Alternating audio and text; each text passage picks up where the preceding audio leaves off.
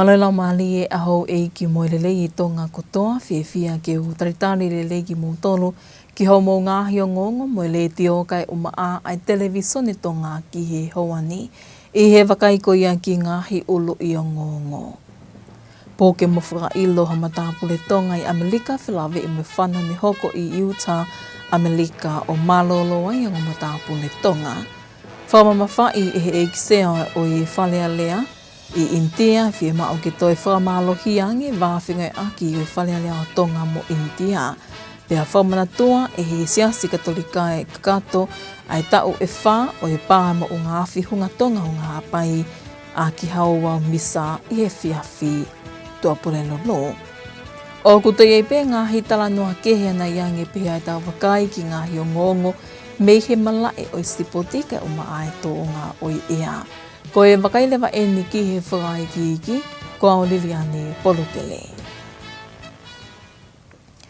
I he hōwhi e whalea lea o tō ngā aneawhi o kuhoko ai tō whulawhula hōwhi, ko e kāpasa whulau le leima ai whalea lea o tō ngā ke beheki he pule anga.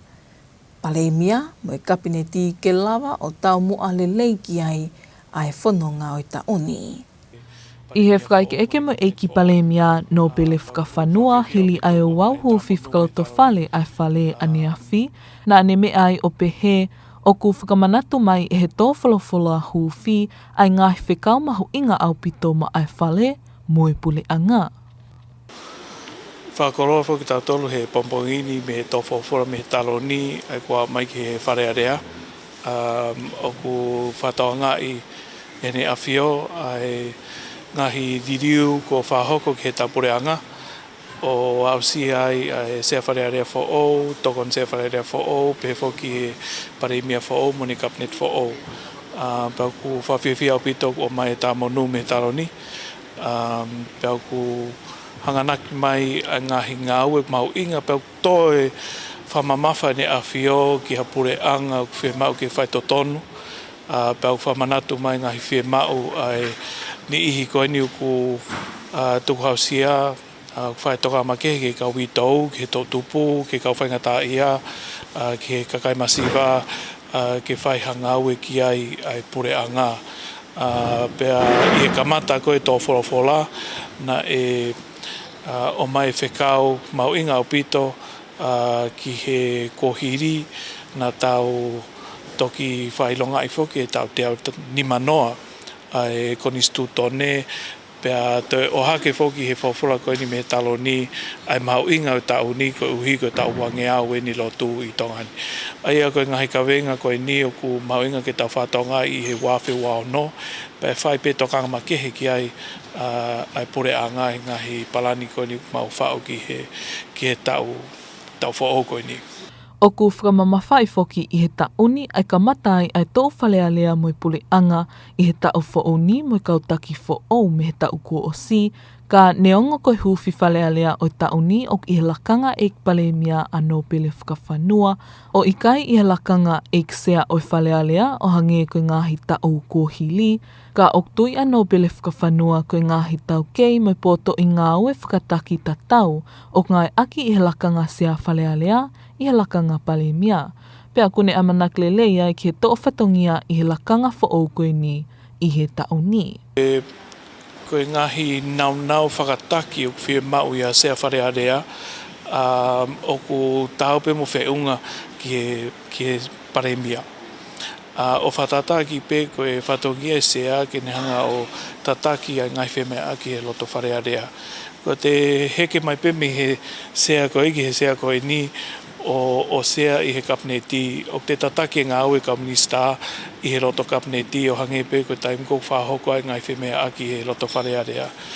Kono whai ke heke he pe I anga koe ni e tuu, koe ni e kau whawhonga wharearea o whehanga ngai e nau tui whapolitikare pa mo e anga koe nau whemea aki. Koe ni tuu koe ni ai ngahi ngā ue mo e whemea aki kou whahoko he roto kapneti o ku toi ofi ange wā ngā ue pa mo e whemea aki o ku mau tālanga I ngahi mea ko o mau loto taha ki ai.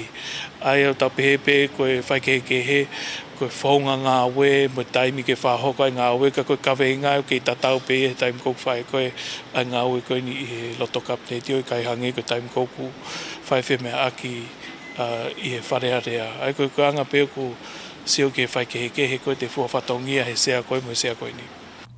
I hene pehe o ko os iai ai ngahi tau mua ngā ue o hanga ki ai ai pule anga i he kamata ko ia ai tau ngā ue ki he tau ni ke whai ai ngā ue ki ai i he lolotongani i he tau mua ke keilanga hake pē ai whanua pia ngā unu mo whakalakalaka ki mua ai whanua mo i kakai. O ko lai pe whoke ngahi pore o whea au pa mo i whanuan. Ke ko ha mea whao ka ngahi pore peo me moi o whatata pe hange koe wheriri wake ea koe lahi e whemau ki e hiki wāhenga koe ni kau ngā whapure anga koe tau whawhalala ki he ngahi tokon mi tō pure anga koe ngahi matawai vai he kau ngā whapure anga i he nau whahoko whatongia o whafofua pe ki he iwi ngā ue pa mo tau kei nau mā o koe ngahi pore lahi hange koe motu ape ia, o hange koe more koe iwi ngā ue koe whanua, o kai ngata pe he ngā kau ngā whapure anga, ka koe sekta tau taha, koe uhi koe ngai pōkama ngā ue ki tō pure anga, koe ngahi pore koe ia, koe hiki tō ai mamafa ai ngahi koloa, pehe whoki ki he tautou mate ta uhila, mo whahoko koe ni ai kasa pa mo pensini ko umea ko ia ko umea motu ape ia na whea mai mo ngahi poranga ko hiri e whai tokanga ma kehe poranga ko ni ke whenga e ha taha pe ua pe lahi umea ko ia oksolo vai he mautaimi ai koe tau mua fo ke whalakalaka ngā ue pea neongo e lahi mo mamafa ngahi pore e kai tuko ngā ue kai whai pe whenga koe kono whai kehe me ko hiri o ke mau tau mua ke solo vai. Ha taha pe lahi angi a ngahi pore ko kei toe mai me ngahi tau koe ngi mua. Ko eik pale mia ia no pele whakawhanua i hono whakaike eke ia hili o e wau huwhi whakaloto whale ai whale alea i he pongi ane a whi. Ma ai o ngongo a le teo mo televisione Tonga ko au Peti Blake i lo lahia. Kua poke mo whakailo he kau polisi i Utah, Amerika Tongatapu le tonga tau tolu ua ko Ryan Daniel Toutai o whilawe i ene mo e whana ne hoko i toa i e whale whatahaanga whaianga lotu e siasi o sisu kalai se kau maani o ni ngai aho ki moini lorotonga e ni hapoto ne whakahoko i he whale whatahaangani i he pule lulu kua o si ko hili e ni malolo ai ai o Matapu le tonga pe pe alawe ai hatako walu topo me he whatu tā makini. I e whakamatala ko tuku mai me kau taha o ngongo i Utah ko ABC4 o whakailo a Toutai ki hia ko whakawhi ātungia ai ngā ue ai lao. O mahino nei os whakaike eke he ni ihi me kau taha o nau whamamafa i e lao i Utah a Toutai i he hili pe ai whana nai hoko. Kāna ani whakaha e ia i he ene whakamatala nei aluatu i ha uba pe kau taha whanonga aki ki he putu na e whakahoko, pe nei i loto i he whale whakataha anga i he putu. Pea i he ene hu ki tua na ani whanonga i ki he leo, pe pā ai mea whana o ne whakatoka ngā i atu kua ostokoto mai i lalo he taha ni ihi ne lawea me he whana. Ai ane whakahai e Toutai ni i kaisi o ia ki a taha moha mea whana. Neo ngā hono whakaikai e Toutai na i kaiha ane kaunga ki he whana ko eni, ka oku pehe, me he kautaha oku nau teke mo toka ngai kina e pule o lao i Utah, oku mei hoa ai ngai whakamatala ne tuku atu he nau kau whakamo o ni, o whekau aki me toko taha ne kau i he whana mo Toutai.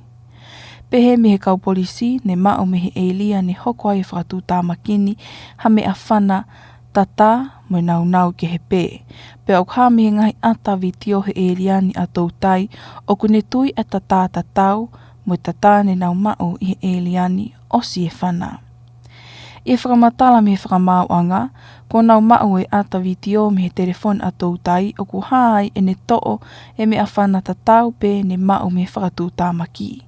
Ka o whakafuafua koe to'o e ata ko ia mi he mahina e taha ki mua pia hoko e whakatū tāmakini.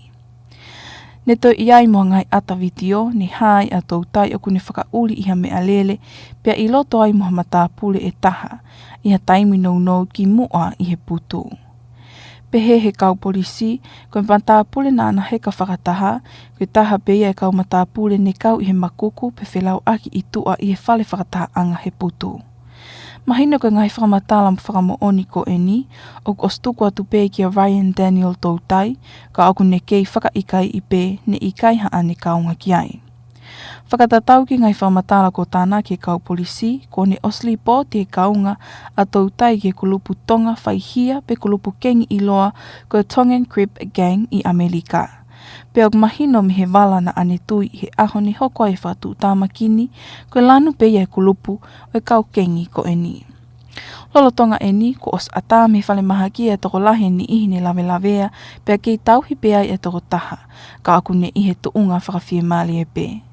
Kai kehe o ku kei tauhi a tautai i he malumalu e kau polisi i Salt Lake, pe a kei hoko atu pe me whakatotolo whekau aki me kawe ngani. Maongo ngā le tio me televisione Tonga, kua uritea tau kapo.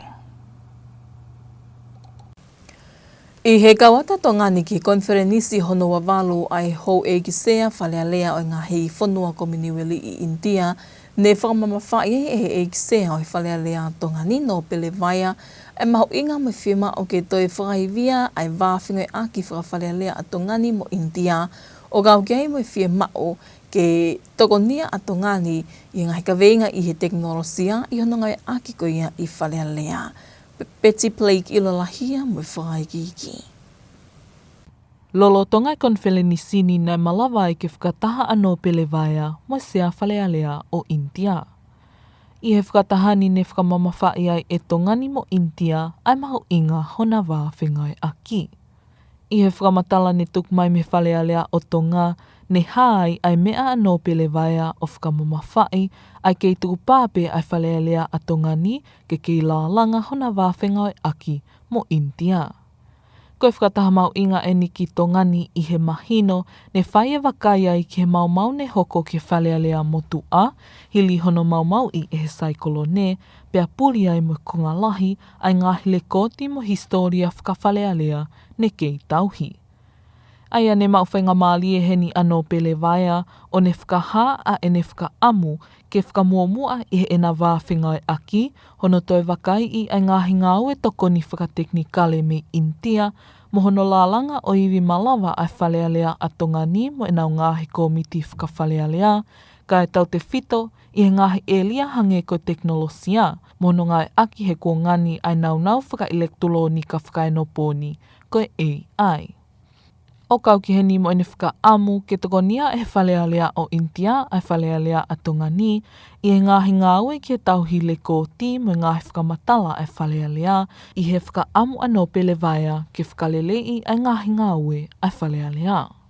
I he whakamatala me he ofisi ai whalea lea o ku mahino ne hoko ai whakataha koe ni koe whainga mālie ke toi whakalolotangi ai whengai aki wāwhi ko whakahoko i ngahi tau ko hili, talu me he tāhiwa whitnoa o a umai ki lolotongani, mo whewahewahe aki ke ngahi kawe ngā whelalawe i ai o ngofonuani.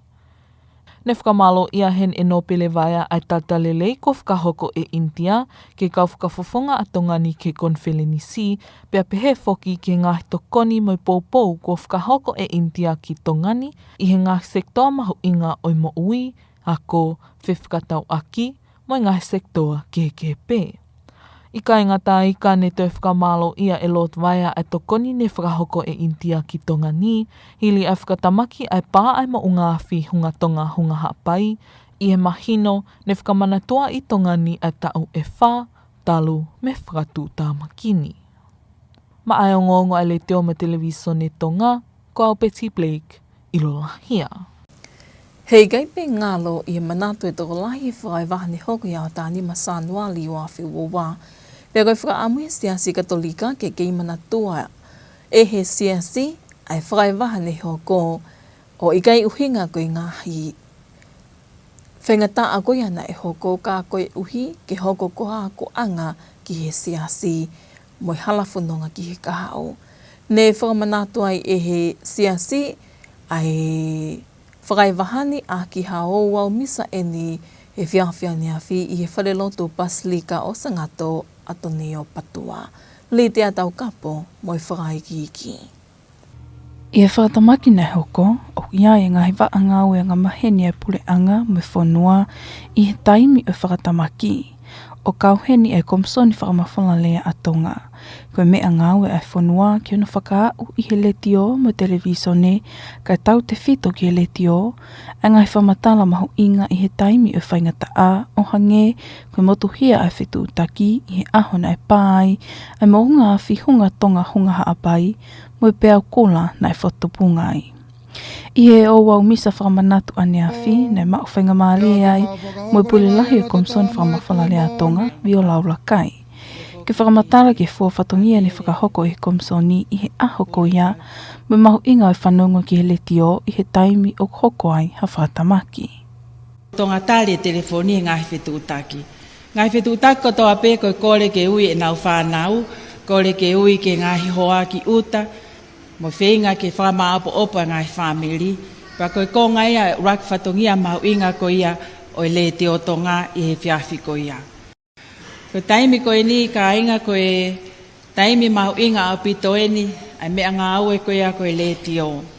Mate ai whetu utaki e interneti, mate mo whetu utaki mo tōpure anga, pea i kai ke toi lava ha toi whetu utaki kehe, ko le te o pe ne malawa ai whetu utaki.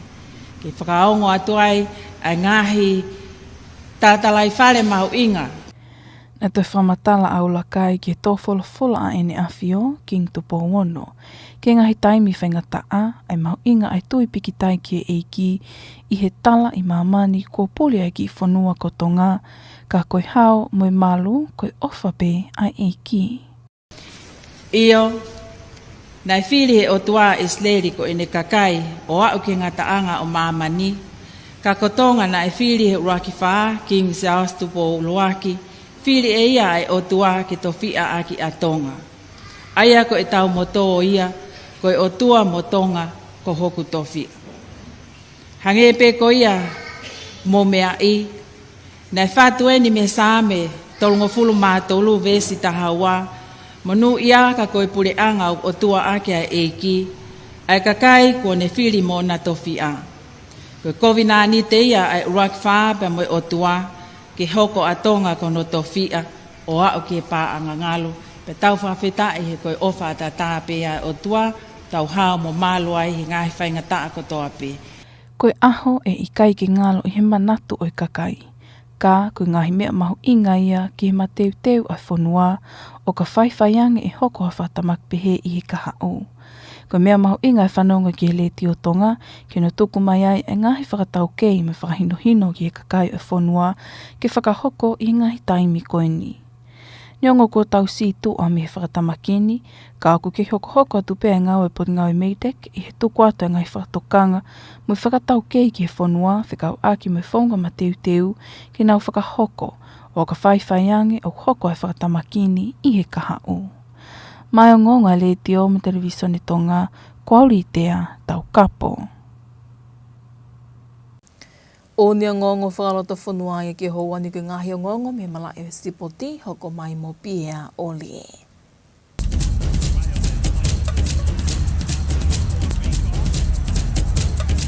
Maha mo tau ki whilongo ki koe whakaini ki mala e o e sipoti. O maa maari e ngā o e whea ko e toko whitu whawhanua Tonga a tiari pakalani ki e ne squad i toko tahaua ko ngā urua ki e whiahu ki taro toko whitu ko e teu ke whahoko i tūpai he whakasinga o e wike. Ko e squad i ko niu kuhuloni atuai e ngāhi whetu hopo e mala e tā ki mua mai e seniare ka koe kapten tutoku au e timiri ki tautahawalu whawhanua tani la reha poto.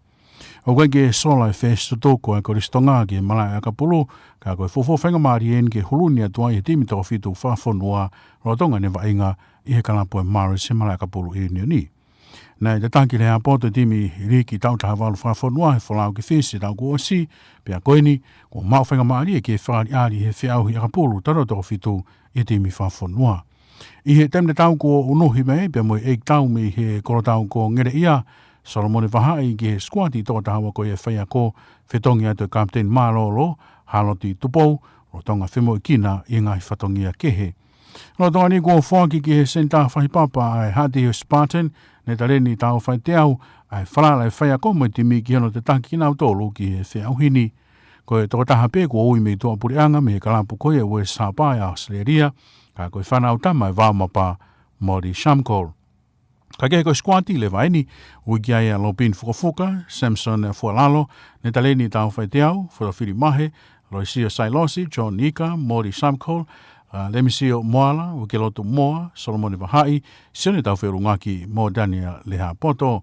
Whaiako pēa te pakalani petagoni ki ai a Mateo Malpo, kai pure hei timi moi wholau a whono wakalahi. O ku te te onbreki ki he whaiako whoo he tauni, he di hano whapapau i mehi inene a pulua no sila hono kaposia Scott Robertson, he di ano siofi ai ngā ue tangatani i ngai tesi ngai tau etu ua kuo hiri.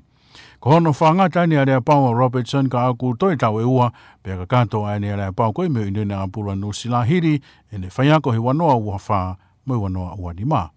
Whanatau ki ripoti pe mehe inene a pulua no sila koe konga pe nia ngā ue anga maheni e unioni, i ano siofi e online to whatongia ne kau ngā ue, pia kumahino ko pau ke kumi hono whetongi, ki he teo anto ipo mamani ki Australia he wanoa ua whitu.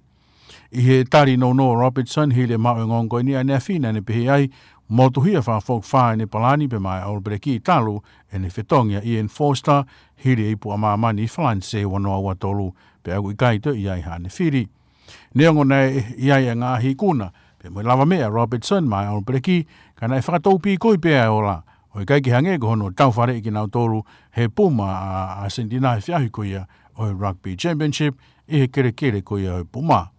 I kai ki ngata pē he ni kana e toi kanoni aki hono tau whare e onpereki i Waringa Toni he timi ahi koia ai Springboks kana e tawhihu ai timi koia Nusila ke malu e pāke i teni i he tau ko o si ke tāna ki atu ki he rekoti o e ikuna hoko me tau tā hiwa wha. Kono ka pusi e ne whaurutoko e Crusaders, ko re koti ai ikuna e wanoa, me he tesi e wafitu e onpereki, ka ko whapapau me inyo na apura Nusila, au i kai hato e liriu i e toi ngā timi whai ako, ka koe whaiako pure pe kua tuku ki tua.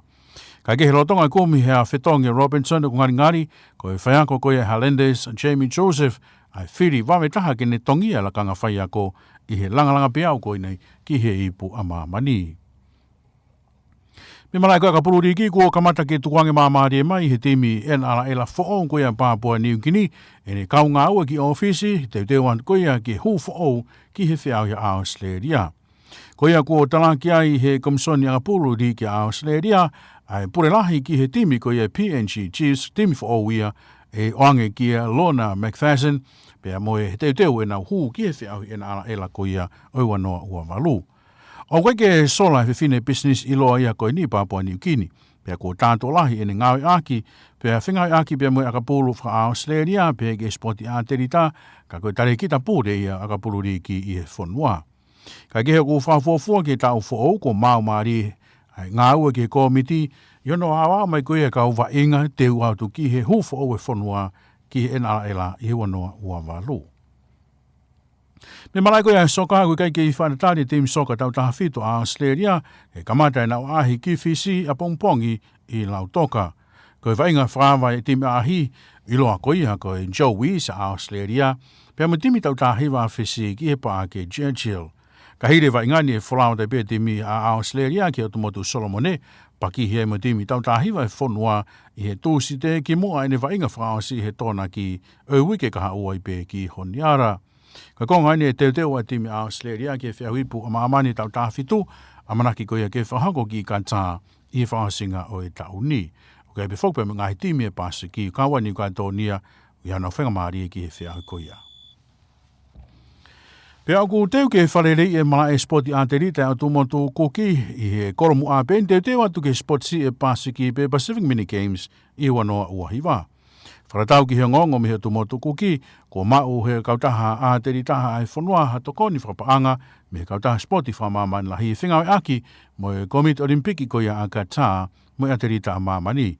I he whamatala i Palestine spoti a te rita a tumotu kuki, Simone Feao, Tokoni ko ni laka, tokoni au pitoia ki āteri tai whanua ki tūnga whakalaka ange I he kaha u.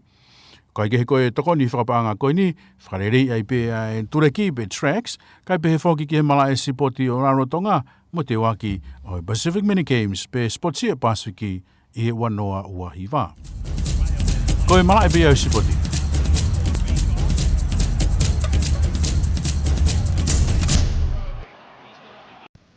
Ko e wakailewa eni ki he toonga o e ea I huna tuku mai me wa wakaimatangi a tonga I whamotu whakahop ko atu e Kerry Vite. Tai rere ki moto ki ta whamatala ea ko ia ki e whiawhini, ko e tau ulu ko ia tau whamatala ea he nea mo ko ke whiawhini, whatonga ia ngai aha ko ia ka hako mai, me ke maha whana mo afo ea ki e kotoa au tonga. Pea hau inga pito no inu ko ia pari ke lahi, pea mkinau tolu ko ia au whanaka ia, toka ngai ki angi nau tolu ke nau nofo ki a whaitu ko ia kumoko moko. Me he I misa te laite e aho ni, wakai me peke kotoa au tonga, wa mo te Tongatapu eua, me me ke laheng peke alomari, e tu ke pe whanki whaitu e ni, ne pe whanki watu mo tō mama pe. I taim te tau pe, ni whai whanunga mai aho ni, me ke toka au tamaku wala hiki e ria ko ia o tere ki toke lau pa mi tere ki tonga, ni whai whanunga mai aho ni. Me ke ni o mai uho uha e ria ko ni, pe he whoki ki he hako hako. Wakai koe ki whaitokanga ngai potahi, u kei tū pe ai whaitokanga hako hako, pe he whoke whare, tokanga ke whaki wakai ki, ke tokanga au pito e whawau aki ko ia, I e potahi ko ia tere ki tonga, pe mi tere ki toke lau. Pe wakai koe ke Pasifiki, pe aha koe ia nima koe ka hako mai, whaitonga ia ki heo tonga, ia e pe whenga mari ki tau wheatu ni whanki au tamak uho vai vai pe, ka lahi peke alomari a ngai taim. I taim te tabu I whaitonga, me ke te wanga hapi mi ke toka pe me toke lau I fo, ini whai whanunga koe ngai hako ngai. Whamatala ea ko ia ke whiawhini pe mo pōni, whatonga iangi wawau, hapai, Tongatapu pe mo eua, me ke lahi pito mi peke au whia, me ke epe whaki o tu mo tō malapi lo lahi ngai taimi, I ngai e ia kuni lani mata mo nima. Toi ngoni ua, lahi ngai peke alomari, ko ke hangi pene au whia.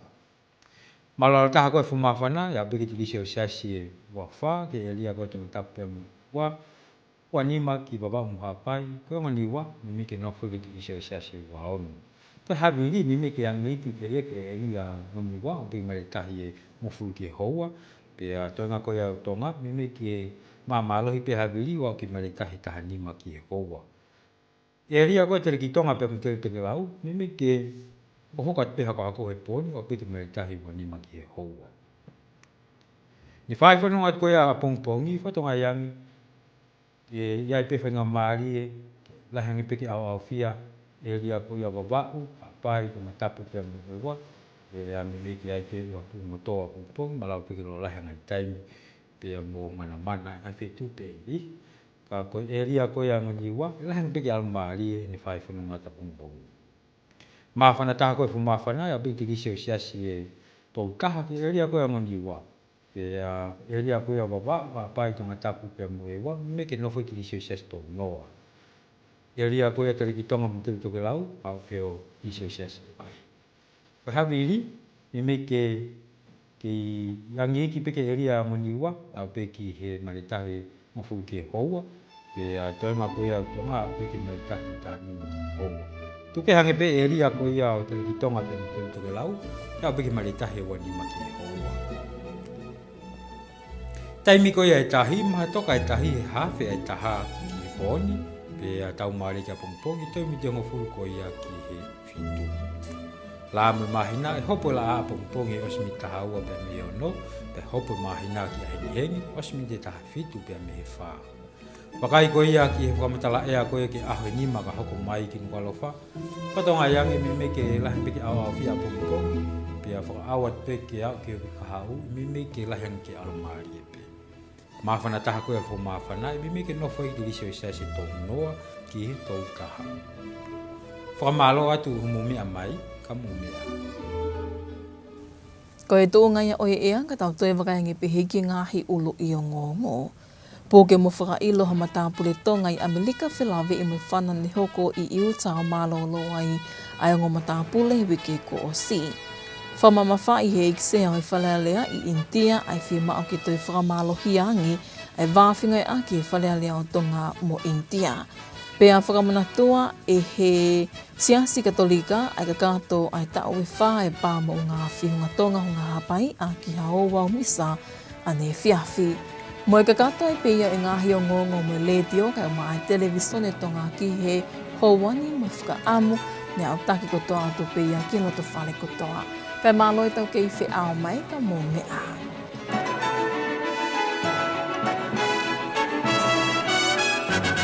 Good evening and welcome to your English news package with radio and television Tonga News for tonight.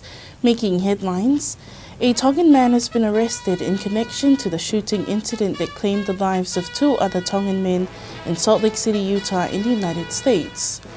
The Speaker of Parliament, Lord Vaya, meets with Indian counterpart on the sidelines of the 28th Conference of Speakers and Presiding Officers of the Commonwealth. And a memorial mass commemorating 4th anniversary of the Hunga Tonga disaster emphasizes the importance of emergency services in disasters. We'll have these and more stories coming up later on in this bulletin, as well as the latest in sports and the weather update to wrap up this hour's news package. Now for the news in detail, I am Popua Aho. At the soft opening of Parliament yesterday, the royal opening address served as a guiding compass for the House, as well as the government, the Prime Minister and Cabinet, to help in steering the course for the year ahead. In an interview with the Prime Minister, Lord Whakawhanua, following the opening of Parliament yesterday, he said the royal opening address provided a reminder, re-emphasizing the very important responsibilities of both the House and the government, expressing optimism in government addressing the challenges ahead. Although the opening of Parliament this year, Lord Whakawhanua holds the position of Prime Minister rather than Speaker of the Legislative Assembly, the role he held in the previous parliamentary term, Lord Whakawhanua believes that the leadership skills and expertise required for the role of Speaker are equally applicable to the role of Prime Minister, saying he is confident in taking on the responsibilities of this new position in the year ahead.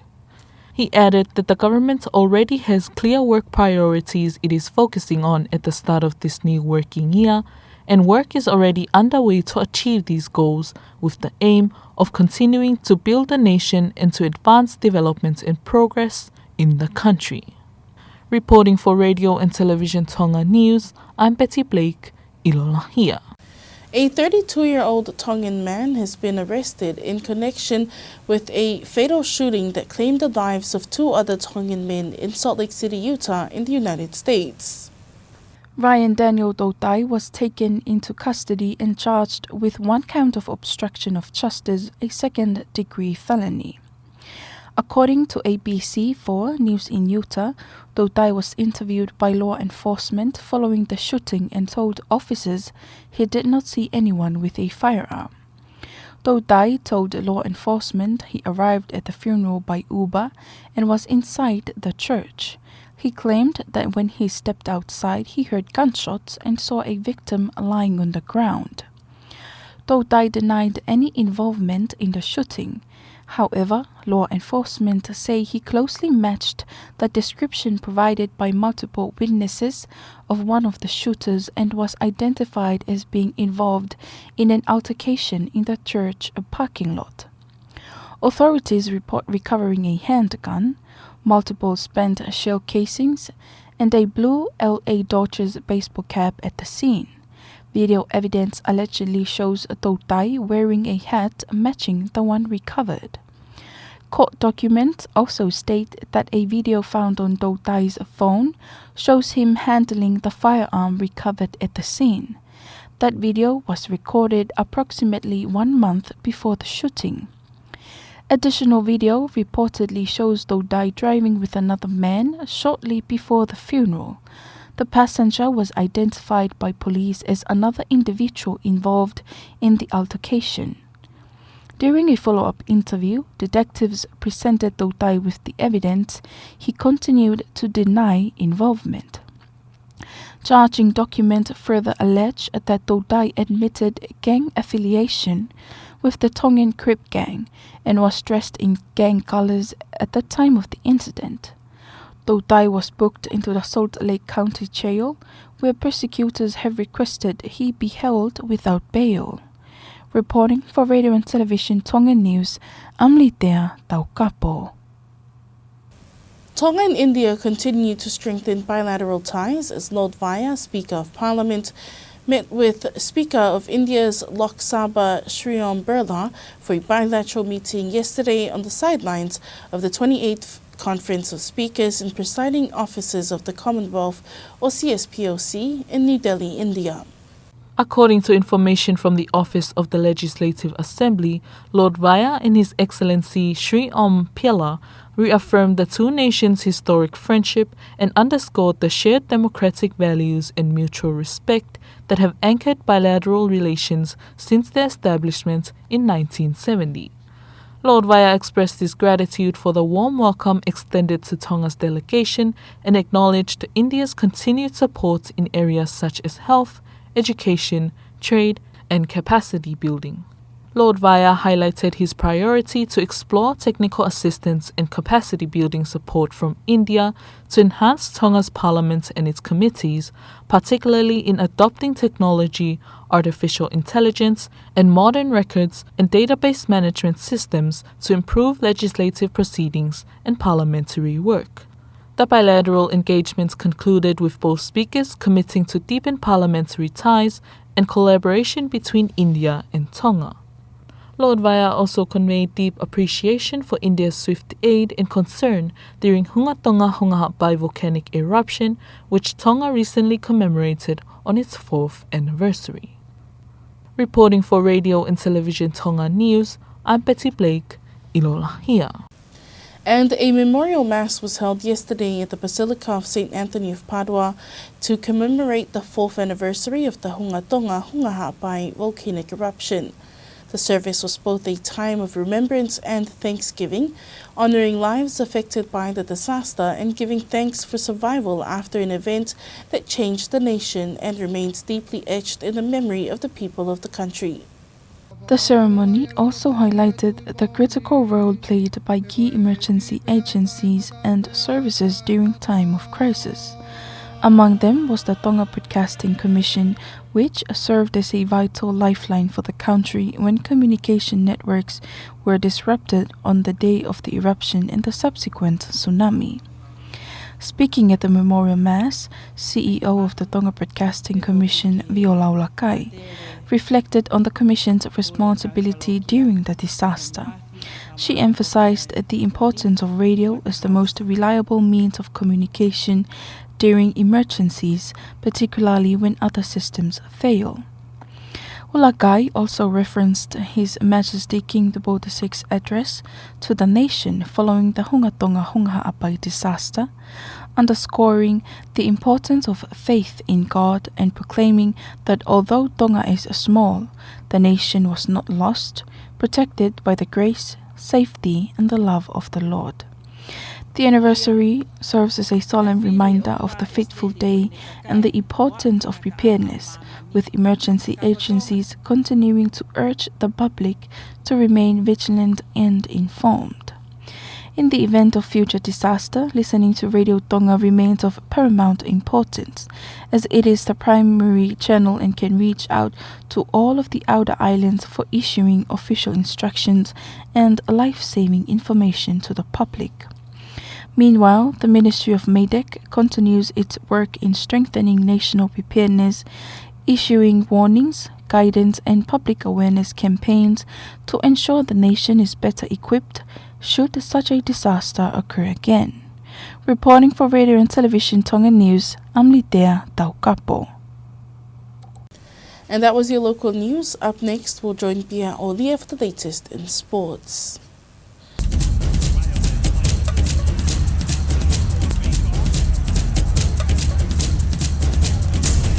Welcome back in sport.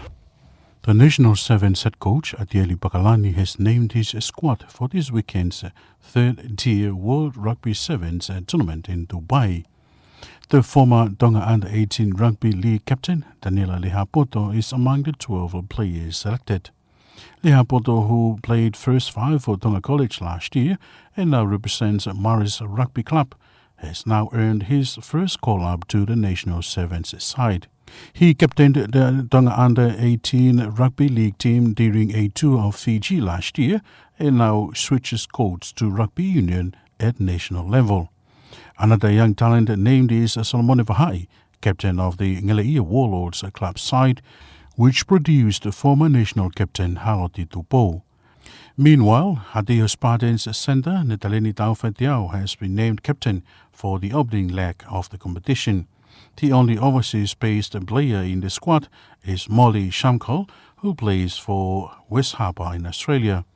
The squad includes Lobini Fukufuka, Samson Falalo, Netaleni Taufetiao, Fotofiri Mahe, Lolesio Sailosi, John Ika, Molly Shamkol, Lemisio Moala, Wikilotu Moa, Sione Taufelungaki, Daniela Lehapoto, and Solomone Vahai. The team is coached by Adiari Pakalani, assisted by Mateo Malpo, with Fono Vakalahi as a team manager. The All Blacks will have a new head coach in 2026 after New Zealand Rugby confirmed the departure of Scott Robertson. Robertson leaves the role midway through his 4-year contract following the completion of an end-of-season review. His tenure comes to an end after the 2024 and 2025 seasons. New Zealand Rugby says a search for a new head coach is now underway ahead of the 2027 Rugby World Cup in Australia. In a brief statement, Robertson said he was gutted by the outcome after less than 2 years in charge. He took over from Ian Forster following the 2023 Rugby World Cup in France, inheriting a side in tradition. Despite some notable victories, Robertson struggled for consistency.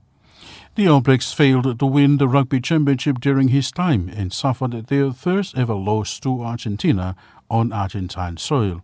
They are also recorded a heavy defeat to South Africa in Wellington last year, just a week after maintaining their unbeaten record at Eden Park, which dates back to 1994. Robertson finishes with 20 wins from 27 test matches. New Zealand Rugby confirmed there are no further changes to the wider coaching or management group at this stage. Highlanders head coach Jamie Joseph has emerged as the early favourite to take over as the All Blacks enter a key rebuilding phase. The Papua New Guinea's Rugby NRL franchise has appointed a chief executive. The Australian Rugby League Commission has confirmed Lorna McPherson as CEO of PNG Chiefs. The franchise is scheduled to enter the National Rugby League competition in 2028. McPherson brings extensive business experience in the region and has previously served as a director of the PNG Rugby Football League. The Australia's Under-17 football team begins its Pacific tour this weekend. The Joeys play Fiji's Under-19 side on Saturday at Churchill Park in Lautoka. They will then travel to Honiara to face the Solomon Islands Under-19 team on Tuesday and again next Saturday, Jan 24th. And the Cook Islands will have a new athletics track at the National Stadium in Rarotonga ahead of the 2029 Pacific Mini Games. Cook Islands News reports Athletics Cook Islands has secured funding through the Global Aim Beyond Grant. The grant is a joint initiative by the Qatar Olympic Committee and World Athletics. Athletics Cook Islands President Simon Feau says the funding is a major boost for athletics and sports in the country. He says the money would allow for the full reconstruction of the stadium track. And that's sports news.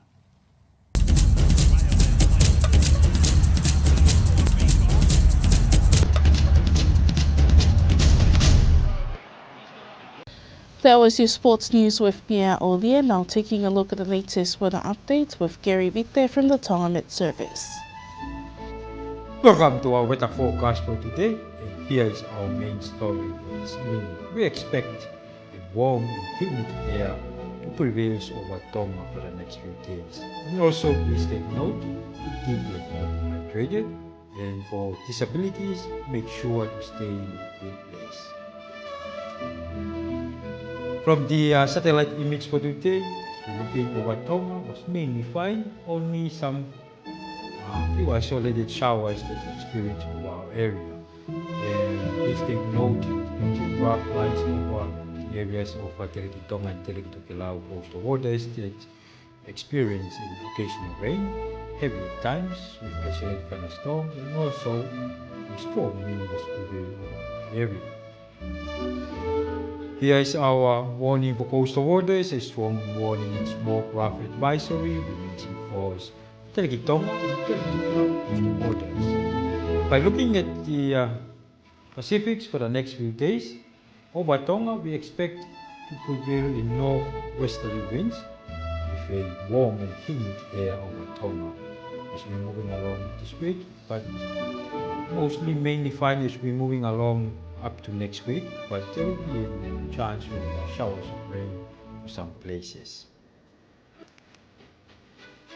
Here is our forecast for this evening. Tonight, we expect cloudy conditions over Wawa'u, Ha'apai, Tongatapu, Ewa with possible showers and heavy times and isolated storms. For the New Year's, we expect mainly fine weather apart from cloudy periods. Lowest temperature for tonight will be around 24 towards Tongatapu and Ewa, and 25 for Wa'apai, and 26 towards the winds. A wind speed of 10 knots, light winds over Lewis, and also the rest of Tonga will be moderate with a maximum wind speed of 15 knots. Except the areas of Tonga and Tokelau coastal waters, we expect a strong wind to prevail over tonight.